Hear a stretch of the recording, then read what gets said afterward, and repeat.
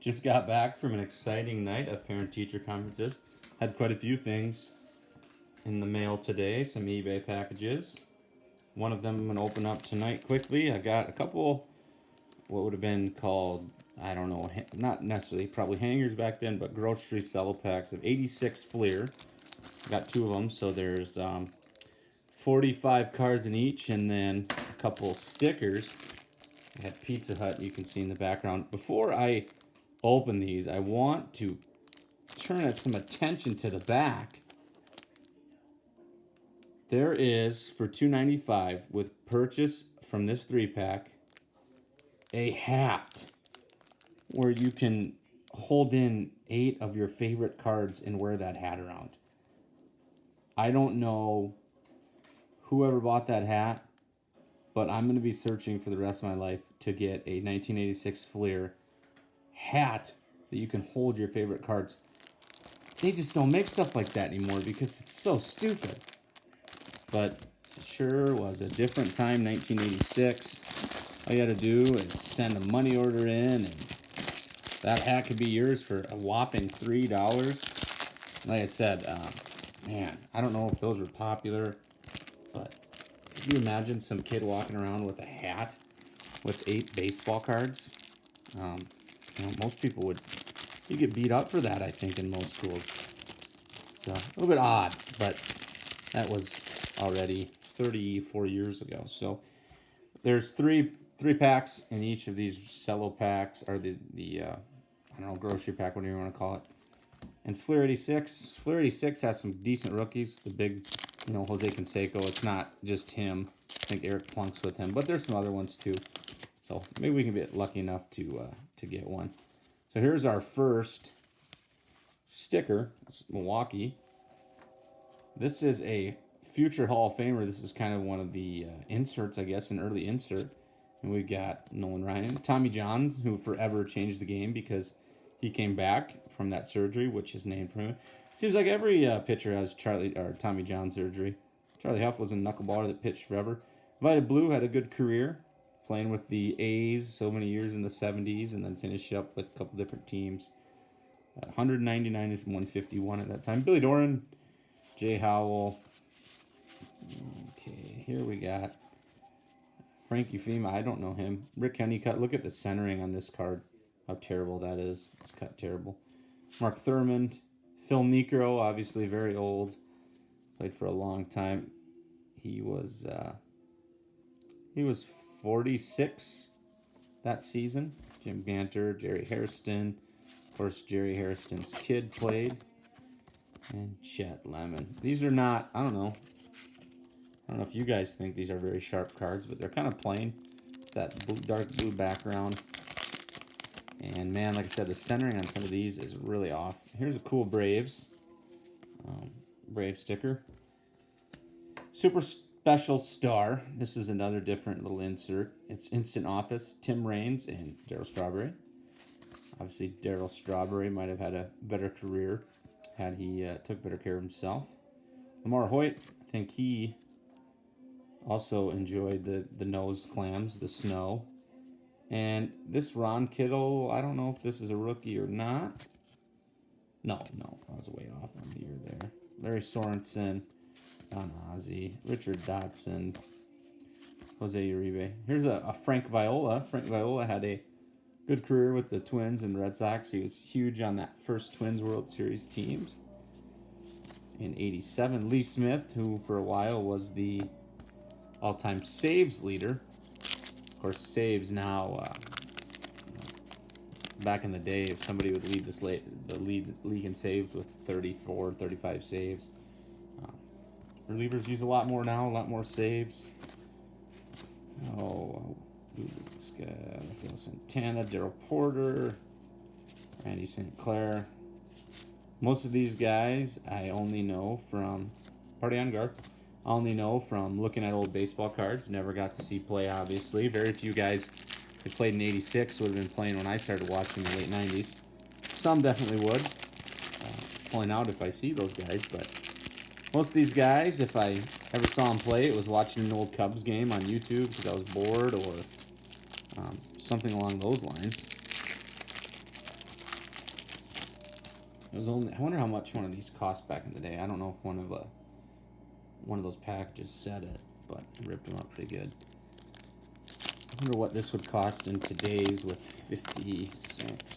45 cards. Fat pack is about $6 with about 36. This would probably be $6-7 today. Here's a Twins sticker. I like these pennant stickers. And then obviously this guy ended up being a Hall of Famer, just like Nolan Ryan did. One of the future Hall of Famer cards, and it's Rod Carew. Charlie's sniffing at me pretty good today. Ron Darling, I love him on MLB Network. He's a very, very good analyst, if you ask me. Konchicki, never heard of that guy. Jerry Harper, Wayne Walker. I haven't gotten anybody good in these packs. Floyd Bannister. He's from Pierre, South Dakota. That's where he was born. I don't know how long he lived there. Not a ton of pro athletes from South Dakota, so when one makes it, everybody usually knows about it. Ron Washington. He obviously was a coach for a long time for the Athletics, and then I believe he was managing the Rangers when they were actually pretty good, made those World Series runs. Rusty Staub. Just picked up a Rusty Staub game-used bat in one of the Fairfield things that I bought the other day, or a couple weeks ago. Ozzie Smith. Dave Stewart in a Phillies uniform. Of course, Dave Stewart would really hit his stride when he was pitching with the Athletics in the late 80s, early 90s. Throwing hard. So far, I haven't got any good rookies. This is my last pack. The Cardinal sticker. Here's Mike Marshall. A young Dwight Gooden. This was after his 85 season where he went an amazing 24-4 with a 1.53 ERA, 268 strikeouts. In 84, when he was 19, he had 276 strikeouts in the major leagues. And I always tell my students, and you guys are 17 years old and can't even remember to bring a pencil to class. Dennis Eckersley, Tony Perez. Is Tony Perez in the Hall of Fame? I'm really not quite sure. Had probably close to 400 home runs. Wasn't that far away from 3,000 hits. Bill Buckner. He was going to have a pretty rough year, especially not so much a year, but the playoffs. That was the year the Red Sox lost to the Mets. And then Steve Garvey. So definitely some good names, big names, but not a lot of value in terms of the rookies. So 86 Fleer, you can get it decently cheap. I don't know how much I like the cards. They're not real too flashy, but hopefully I was going to get some of those rookies.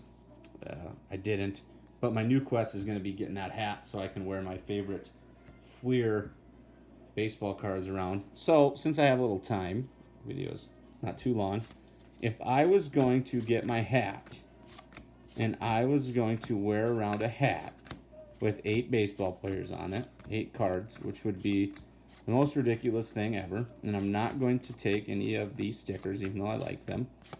I'm going to pick the 8 that I would go ahead and carry around.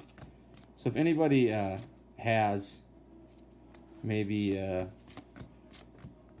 some time and they want to look up finding one of these hats, make a great gift. Okay. Gotta think that if I got a Hall of Famer, they probably gotta go on there. And I do have some of those. Frank Viola, I don't know why I have kind of a soft spot for Frank Viola. I like that card. I'm going to put Tommy John, I think, on there because, like I said, he was the first guy to come back from that Necro. So I was a pitcher in college growing up. As I got older, I couldn't hit diddly squat. I'm going to see as many pitchers I can get on here.